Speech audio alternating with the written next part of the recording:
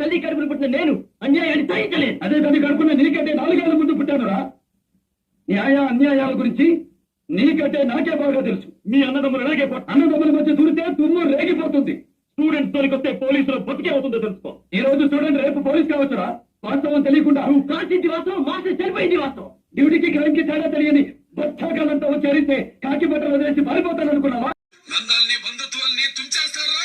సాహసానికి పౌరుషానికి నిలయమైన ఈ గంధర్వ మహల్ సింహద్వారం మీద ప్రమాణం చేసి చెప్తున్నా, ఎవడైనా సరే ఎప్పుడైనా సరే పొరపాటును కూడా నోరు జారి ఈ గంధర్వ మహల్ నాది అన్నారు, ఎవరికైనా ఇదే గతి.